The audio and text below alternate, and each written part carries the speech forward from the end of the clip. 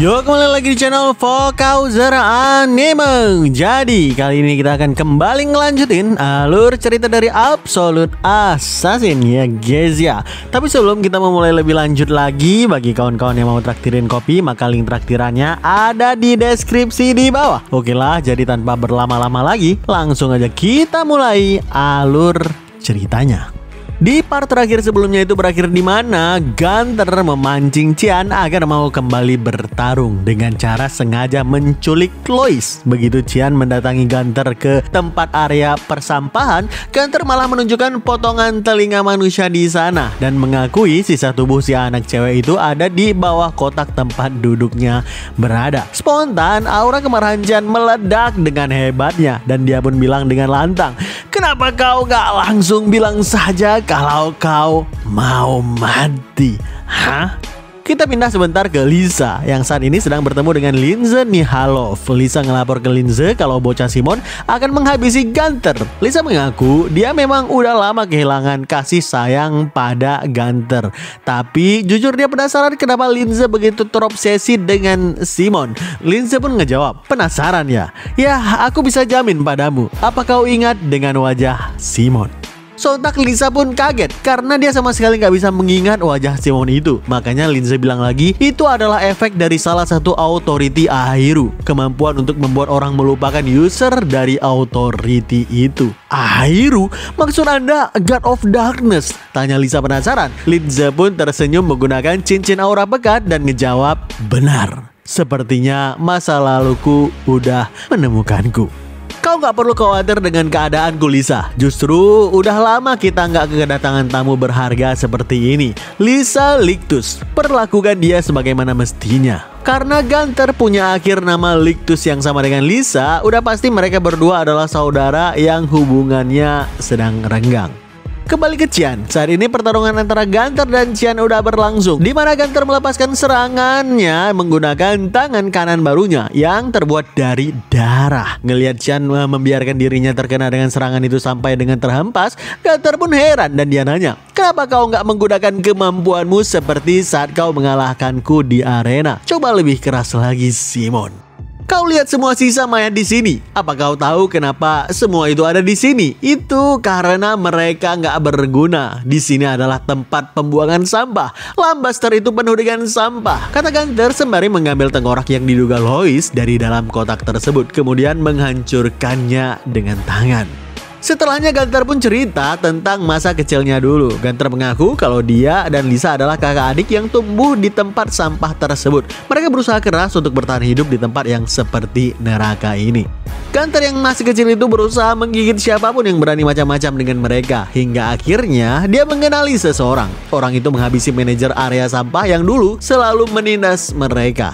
Orang itu bilang kalau dia pergi dari Akademi Luen untuk bersenang-senang ke Lambaster guna membersihkan seluruh sampah yang ada. Orang tersebut adalah Aschel, kakaknya Qian. Dan dia bilang ke mereka berdua, "Nggak apa-apa, semua sampah di sini udah ku bereskan. Sekarang kalian udah aman." Gunter yang masih kecil tersebut nggak bisa melupakan wajah malaikat Aschel tersebut dan memutuskan untuk mengaguminya.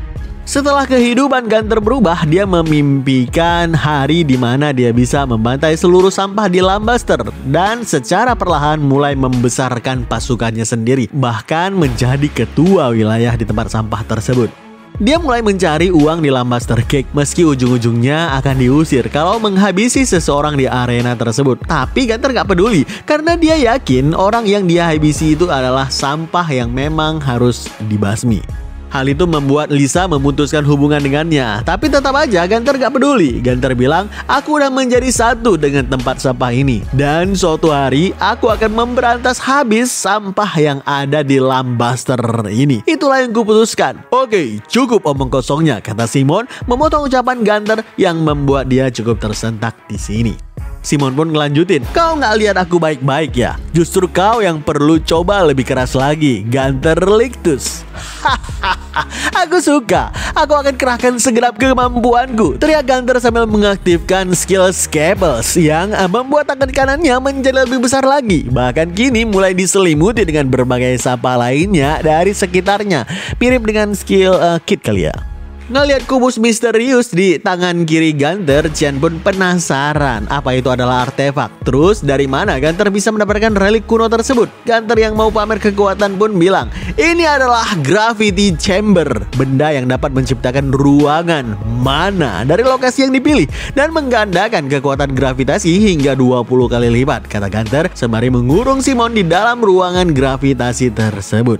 Ngeliat Simon mampu menahan 20 kali gravitasi, Gunter pun bilang lagi, oh kau bisa tahan ternyata. Mari kita lihat apa kau juga bisa menahan ini, kata Gunter yang kemudian bersiap untuk menggeprek Qian menggunakan tangan kanan raksasanya itu. Tiba-tiba Kairam bersuara untuk menawarkan sebuah bantuan, tapi Qian malah bilang, enggak perlu. Kau nggak perlu keluar untuk mengurus anjing kampung ini. Persis saat tangan Gunter menghantamkan ruang gravitasi tersebut, tiba-tiba Qian malah meninju ulu hati Gunter dengan begitu kerasnya yang membuat dia benar-benar kaget sambil bilang, apa yang baru saja terjadi? Harusnya dia kesulitan untuk bergerak, bukan? Ini gak mungkin, kata Gunter yang kemudian terhempas kesakitan jauh ke atas dan tangan kanan buatannya terlepas dari lengannya itu. Belum juga Gunter mencapai puncak hempasan, seketika Qian udah ikut melesat ke atas dan berada di sampingnya sambil bilang, telinga, akan kuhancurkan seluruh tubuhmu itu kecuali telinga, kata Qian dengan penuh intimidasi yang membuat Gunter benar-benar panik berkeringat dingin saat ini. Spontan Qian menendang punggung Gunter dengan begitu kerasnya, diikuti dengan tendangan lutut ke rusuk kiri sekuat tenaga dan tanpa ampun melepaskan Gatling Kick secepat kilat yang terus menghantamkan tubuh Gunter tanpa hentinya seiring kejatuhan dahsyatnya ke atas tanah, menciptakan ledakan besar yang menghempaskan debu kemana-mana. Begitu debu ledakan mereda, terlihatlah Gunter dan segujur tubuhnya udah penuhi dengan tusukan dari berbagai sampah besi yang ada di sana. Dalam keadaan yang sekarat memuntahkan darah dengan begitu banyaknya, Gunter pun bilang sambil tersenyum, dari awal aku ternyata ditakdirkan untuk mati ya. Aku udah gak punya penyesalan apapun. Anak itu, karena dia lahir di Lambaster, aku yakin dia akan tumbuh menjadi seorang sampah juga, seperti Lisa dan aku. Itulah aturan kota ini yang dibuat oleh pemilik. Tolong pastikan itu gak akan terjadi lagi. Aku yakin kau pasti bisa. Itulah kata-kata terakhir Gunter sebelum kematiannya yang membuat Qian terkejut sekaligus penasaran. Apa maksudnya? Kata Qian dalam hati yang seketika kaget saat ngelihat sebuah peti gak jauh dari lokasinya tersebut. Baru aja Qian membuka peti tersebut, tiba-tiba Lisa dan dua pengawalnya hadir di lokasi pertarungan barusan. Ngelihat tubuh Gunter dan tenggorokannya penuh dengan tusukan, Lisa pun bilang dalam hatinya, Gunter, sejak awal aku khawatir ini akan terjadi. Setelah Lisa menyuruh pengawalnya untuk memastikan keselamatan tamu VIP-nya, tiba-tiba Qian pun bersuara, di sini. Spontan Lisa kaget luar biasa saat ngelihat Simon sedang memangku Lois yang sama sekali gak terluka dan cuma tertidur doang. Setelah Simon menyerahkan Lois kepada Lisa, dia pun bilang, aku gak apa-apa, urus aja dia, kata Simon yang kemudian melangkah pergi, membuat Lisa nanya dia mau kemana. Dengan tegas Simon pun bilang, aku mau bersih-bersih Lambaster ini. Sedikit cerita tentang struktur kota Lambaster. Faktanya di Lambaster ini terdapat 4 distrik. Distrik kandang, komersial, sampah, dan distrik hiburan. Memang gak ada satupun fasilitas yang menangani keamanan kota, tapi masih ada sedikit sistem yang mempertahankan hukum di Lambaster. Dan itu ditangani langsung oleh manajer dari masing-masing distrik. Linze Nihalov, distrik kandang, Morris, distrik komersial, Delkia, distrik hiburan, dan Gunter yang baru aja tewas di distrik sampah. Dulu di masa sebelum meregresi, Qian pernah nanya ke Acel, gimana caranya untuk menaklukkan tempat sampah seperti Lambaster. Kalau itu negara biasa, menurut Qian tinggal menyatakan perang saja. Tapi sayangnya itu nggak bisa dilakukan. Apa perlu aku mengurus setiap manajer di sana seorang diri? Tanya si Qian. Dan kala itu Acel pun ngejawab, nggak perlu Qian. Sekalipun kita nggak melakukan apapun, mereka akan hancur dengan sendirinya. Kita cuma perlu ke sana tepat waktu untuk mengambil alih wilayah mereka itu. Sikap Acel yang begitu yakin di saat itu masih aja mengganggu Qian sampai dengan sekarang. Tapi kini Qian paham kalau apa yang dikatakan Acel itu memang benar. Lambaster ini udah busuk hingga ke akarnya. Dan hari ini Qian berniat akan menggali akar tersebut, dimulai dengan memasuki kediaman utama manajer distrik hiburan, yaitu Delkia. Gak berselang lama, terlihat Delkia yang sedang duduk manja di samping Qian dan menyuguhkan teh hitam sebagai minumannya. Delkia mengira Qian alias Simon gak tahu tentang aroma mint manis tersebut. Padahal Qian tahu persis aroma mint manis tersebut berasal dari obat pelumpuh paling populer di kerajaan garam. Sewaktu Delkia menggoda Simon dengan ucapan terima kasih karena udah menanggapi undangannya, serta yakin Simon pasti akan menikmati malam ini. Simon pun ngejawab, "Yah, seperti teh yang sangat aromatik ini." Spontan Delkia kaget mendengarkan ucapan tersebut karena takutnya Simon sadar kalau dirinya itu udah menambahkan obat ke dalam teh itu. Tiba-tiba Simon langsung meminum teh itu sekaligus yang membuat Delkia pun benar-benar shock. Dan dalam waktu yang singkat, gelas teh pun jatuh pecah ke lantai karena Simon tertidur pulas ke bahu Delkia. Betapa senangnya dia berhasil membuat Simon tertidur karena dengan begitu dia bisa main-main dengan bocah tampan ini sesuka hatinya. Sekarang kita pindah ke distrik komersial, gedung Serikat Dagang Grey Merchant. Terlihat Morris yang sedang makan malam sangat senang mendengarkan laporan dari bawahannya kalau Simon berhasil ditangkap oleh Delkia. Meski Morris sedikit kecewa udah menghamburkan relik Gravity Chamber pada Gunther, artefak yang dengan begitu susah payah dia dapatkan dari asosiasi garam tersebut, tapi dia benar-benar senang. Upaya dua kakinya pada Delkia dan juga Gunther berhasil membuat Simon tertangkap. Karena itu dia yakin Demonic Sword akan segera menjadi miliknya.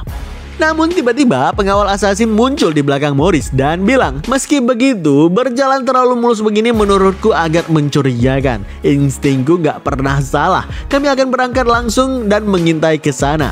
"Baiklah, jangan lakukan hal yang gak perlu," kata si Morris ini mengizinkan. Tapi jujur dia kesal kepada assassin dari Spania tersebut. Menurut Morris, udah seharusnya mereka cuma melakukan pekerjaan yang dia bayar, bukan malah cerewet gak jelas begini. Apa jangan-jangan mereka mau Demonic Swordku juga? Itu niatan mereka, tanya Morris dalam hati yang mulai menaruh curiganya. Karena takut terjadi apa-apa, akhirnya Morris pun memutuskan pergi sendiri ke distrik hiburan dengan menaiki kereta kuda. Dalam waktu singkat, Morris mendatangi kediaman Delkia dan dia ngelihat sendiri kalau Simon sedang terbaring tidur di kasurnya Delkia. Dengan wajah manja, Delkia bilang, "Kau kesini lebih awal, padahal bisa lebih santai tahu. Baru aja aku mau bersenang-senang." Meski kejantanan Morris bereaksi dengan sikap vulgar dari Delkia tersebut, tapi Morris langsung bilang, "Aku gak butuh tubuhnya, cuma barang yang dia bawa saja."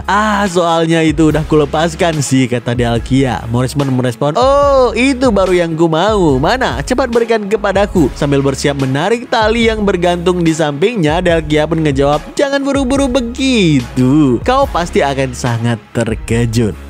Tiba-tiba tirai itu pun terbuka seiring dengan Delkia menarik tali tersebut. Betapa kagetnya Morris saat ngelihat yang ada di sana. Ada Delkia lain yang terduduk dengan tangannya terikat dengan suatu aura, serta mayat manusia lain yang udah diawetkan di sana. Kepada Delkia yang memegang tali, Morris pun nanya dengan keras, "Kau, siapa kau?" Seketika Delkia mengusap wajahnya dan tiba-tiba sosok Kairam yang berada dalam wujud manusia muncul dan dia bilang, "Jangan kasar begitu. Demonic Sword yang begitu kau inginkan itu adalah aku." "Hah?" teriak Morris dengan mata dan mulut yang terbuka dengan lebarnya. Sebelum akhirnya dia terduduk di lantai dan bilang lagi, Demonic Sword-nya berubah jadi manusia." Tiba-tiba Simon alias Qian terbangun dari kasur dan bilang dengan tegas, "Kau udah tahu terlalu banyak."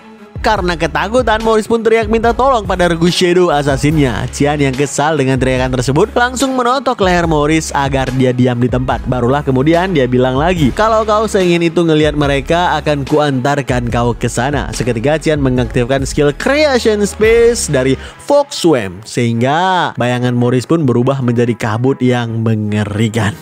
Seiring Morris ketakutan ngelihat kabut tersebut, Qian pun bilang, "Ku tebak kaulah yang memberikan artefak pada Gunther dan juga obat pelumpuh pada Delkia." Maafkan aku gak akan pernah berbuat hal semacam itu lagi." Jerit histeris Morris yang panik dirinya akan mati. Sambil mengerahkan aura pekat di tubuhnya, Qian merespon dengan tatapan intimidasi yang begitu kejam. "Ya, aku tahu, karena akan kupastikan kau gak akan mampu berbuat hal macam-macam itu lagi. Selamat tinggal." Nggak peduli mau berapa kali pun Morris memohon ampunan, tanpa ampun Qian menenggelamkan tubuh Morris ke dalam kabut sehingga tubuhnya terlihat seperti tenggelam ke dalam lautan darah, di mana banyak tubuh lainnya yang melayang-layang di sekitarnya. tiba-tiba salah satu mayat mendekati Morris. Morris yang ngelirik ke arah mayat tersebut langsung shock histeris. Begitu tahu wajah mayat tersebut ternyata adalah bawahan asasinnya sendiri. Saking shocknya, Morris mau menjerit, tapi karena dia berada di bawah seperti air, otomatis mulutnya ikut tersedak juga. Sehingga akhirnya dia pun tewas tenggelam dalam keadaan sesak napas yang begitu mengerikan. Dengan matinya Morris, maka yang tersisa saat ini cuma Delkia. Mendengarkan Kairam yang mau mengurus Delkia, Chen meminta agar jangan terlalu berlebihan. Tapi saran itu nggak Kairam dengarkan, karena di matanya Delkia udah berani macam-macam dengan pemiliknya. Nggak peduli dengan permohonan maaf Delkia yang udah babak belur itu, tanpa ampun Kairam menusuk jemarinya sambil menembus wajahnya Delkia dan kemudian terus menyiksanya sampai dia tewas menggenaskan. Qian sendiri yang keluar dari ruangan Delkia tiba-tiba merasakan ada semacam mana yang gak asing baginya. Seketika Qian kaget luar biasa karena tanpa dia duga tiba-tiba dirinya udah berada di dalam fog domain, ruang dimensi yang biasanya diciptakan dengan teknik kabut milik Airu. Ngelihat wajah shock Qian, sosok yang terlihat seperti gumpalan asap di hadapan Qian pun bilang, "Ekspresimu itu kelihatan sangat lucu. Aku Linze Nihalov, salah satu manajer di Lambaster ini." Mendengarkan itu, Qian gak menyangka kalau Linze Nihalov yang selalu berkerudung ternyata bagian dari Mist juga. Linze yang akhirnya menampakkan wujud aslinya pun bilang sekali lagi, "Kurasa Serika gak memberitahukanmu soal aku ya. Pantas saja kau kesana kemari menghabisi manajer lainnya." Qian pun merespon, "Terima kasih atas pengertiannya. Sekarang aku nggak perlu repot-repot untuk mencarimu lagi. Apa sebaiknya aku sebut kau sebagai kolega seniorku? Kurasa kau lebih seperti pengkhianat daripada itu, bukan?" kata Qian yang kini udah mengerahkan aura pekat dari asap di tangannya. Tapi Linze langsung mengaktifkan cincin di jarinya sembari bilang, "Jangan salah paham dulu, bukan aku yang akan kau lawan." Tiba-tiba seseorang menerjang dari arah samping Qian yang membuat dia lumayan kaget, melepaskan serangan kuat yang memaksa Qian harus menangkisnya dengan segenap kemampuannya. Ngelihat Qian terkejut kaget karena ada yang lain, Linze pun bilang sambil tersenyum licik, "Kenalan dulu, kalian pasti udah saling mengenal, bukan?" Betapa kagetnya Qian karena dia harus menghadapi Lisa, sang resepsionis hotel yang selama ini selalu baik kepadanya. Atas perintah masternya sendiri, Lisa yang udah mengenakan pakaian assassin bilang dengan nada penuh amarah, "Simon, aku akan memusnahkanmu sekarang juga." Seketika pertarungan Lisa dan Qian pun gak bisa terhindarkan. Selagi Qian menangkis serangan beruntun dari Lisa, dia pun bilang, "Minggir Lisa, aku punya urusan dengan Linze. Ini gak ada hubungan denganmu." Sayang ucapan itu seakan gak didengar oleh Lisa, yang gak berhenti melepaskan tebasan-tebasan tajam dari daggernya tersebut. Mau gak mau, Qian berniat harus membuat Lisa gak sadarkan diri. Makanya Qian pun mengaktifkan teknik rahasia Blotter's Wave, sebuah tombak aura yang melesat ke arah Lisa. Meski Lisa terempas, hebatnya dia mampu menangkis serangan teknik tersebut. Sehingga Qian pun cukup kesal dan gak menyangka Lisa udah dilatih dengan cukup baik.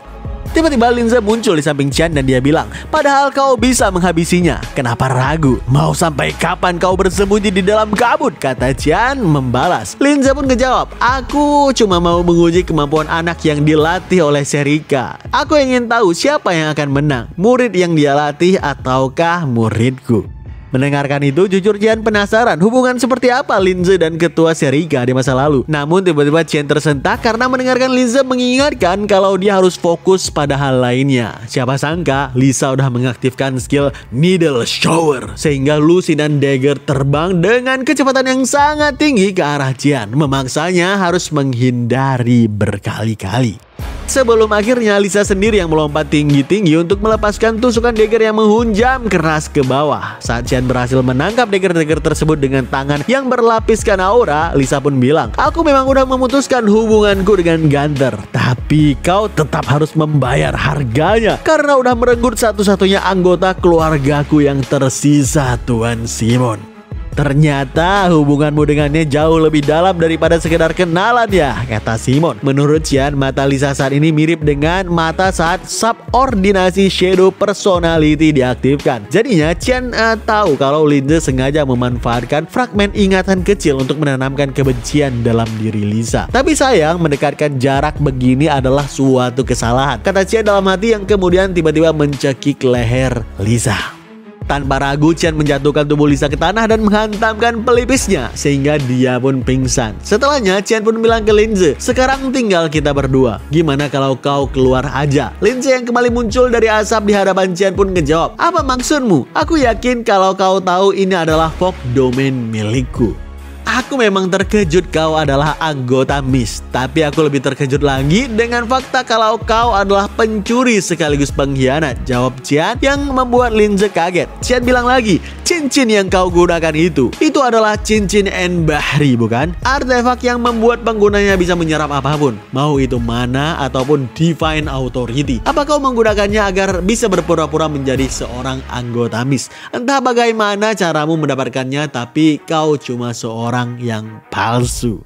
Mendengarkan itu, Linze pun marah dan dia bilang, "Kurang ajar, tunduklah pada kekuatan absolutku," kata Linze sambil mengaktifkan Black Fog God Power, sehingga sebuah ruang dimensi mengembang dari lokasi Linze yang meliputi seluruh Fog Domain tersebut, di mana waktu terhenti baik untuk Qian maupun untuk Lisa yang masih pingsan. Dengan penuh percaya diri, Linze pun bilang, "Cuma aku seseorang yang bisa memasuki alam ini, dan hanya aku juga yang bisa bergerak di dalamnya. Nah, gimana rasanya menjadi nggak berdaya? Inilah kekuatan sejati. Udah waktunya mengucapkan selamat tinggal. Bye-bye, Simon." "Enggak, Simon kecil malang dari MIST," kata Linze yang udah bersiap menghabisi Qian dengan dagger miliknya itu.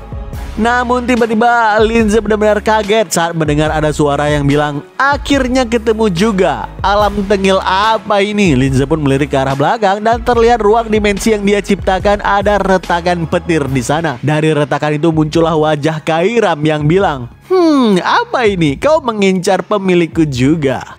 Mendengarkan itu, Linze pun heran dan dia bilang, "Dia merobek alamku. Berarti dia itu sekuat Black Fog God. Selain Airu, cuma ada satu orang yang sekuat ini, Demonic Sword Kairam." Kairam yang udah masuk ke dalam sana, dia pun bilang lagi, "Kenapa ya orang-orang selalu mengincar apa yang menjadi milikku? Jadi kau mau mati menjadi berapa bagian? Oh ya, pertama-tama biar kuhancurkan dulu dimensi ini."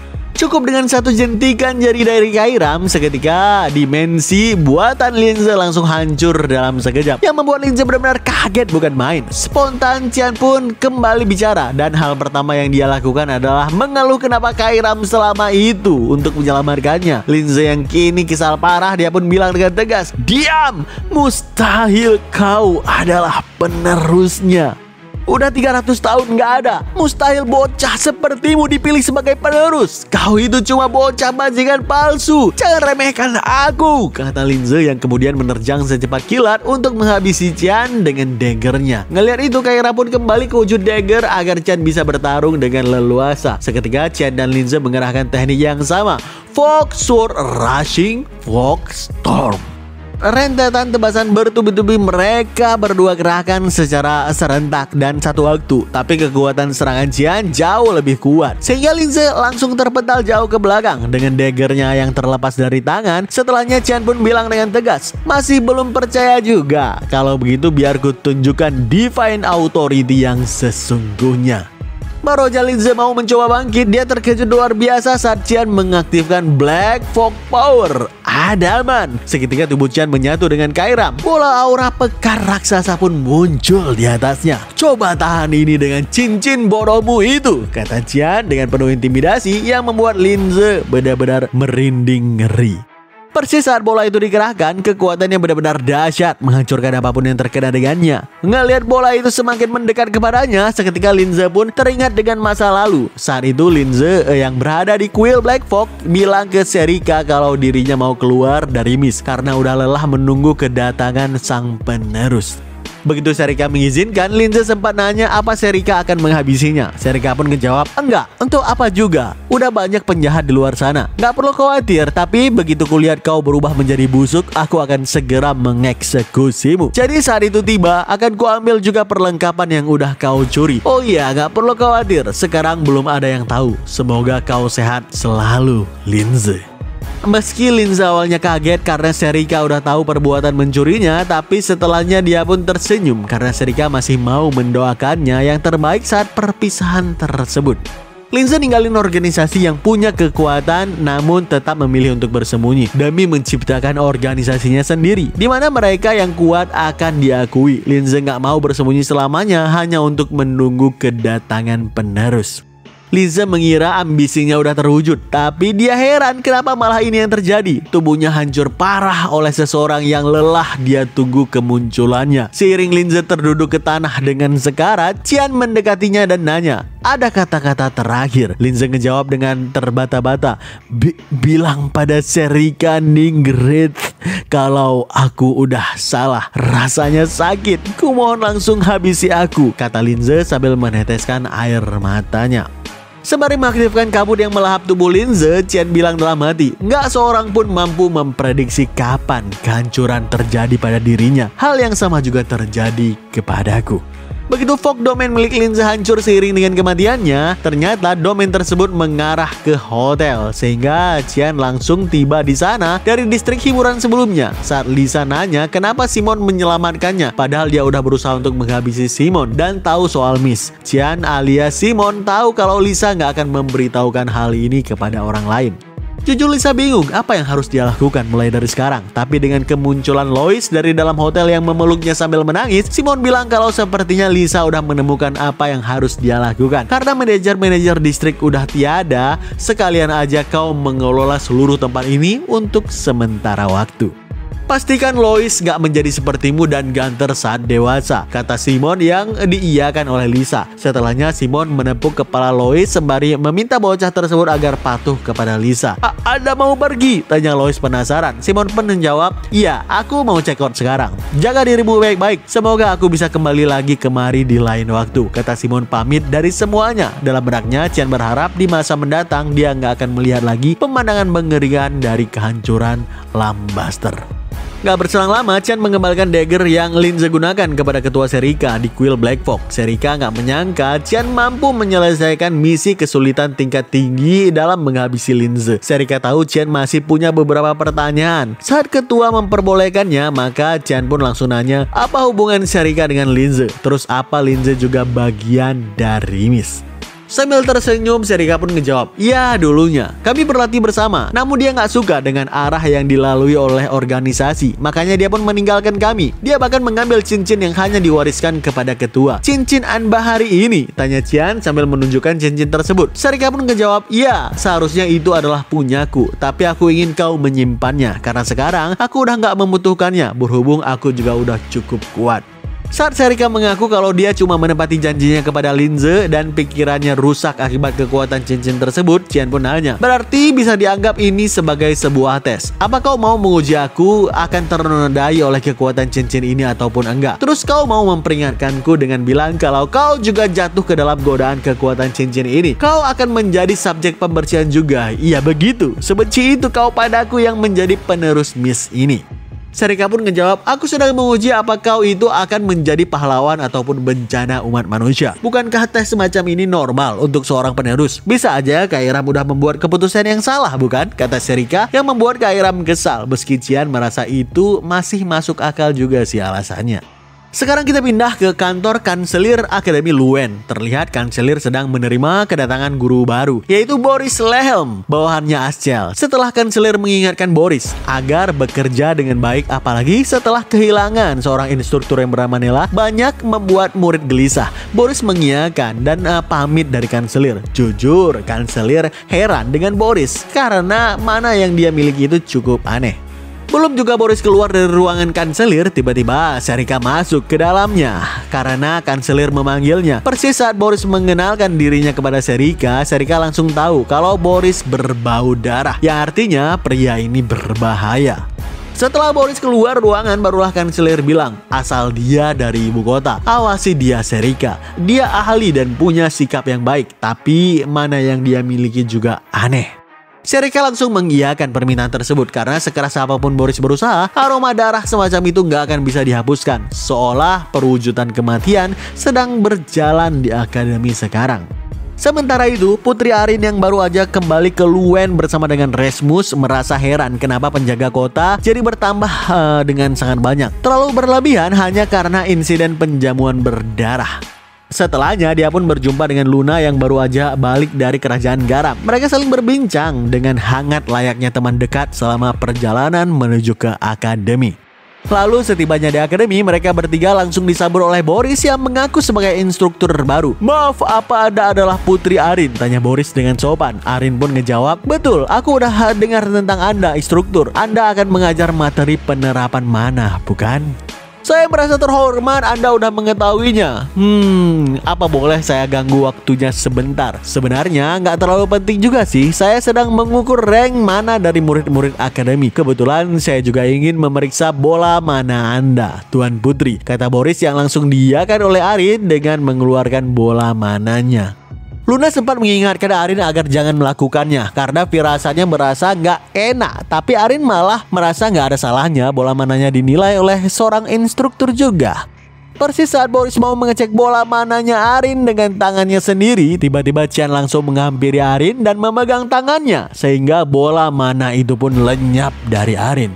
Saat Arin nanya ke Cian ada apa dengan wajah yang memerah, nyatanya Cian sangat waspada sehingga memancarkan mata intimidasi dan aura membunuh yang sangat kuat dalam dirinya. "Kenapa kau ada di Luen, Boris Lehem?" Yo, kita cukupkan ceritanya sampai di sini ya guys ya. Ke depan pasti bakalan lebih seru lagi. Nantikan terus lanjutan alur cerita Absolute Assassin ini hanya di channel Forgozer Anime dan stay update.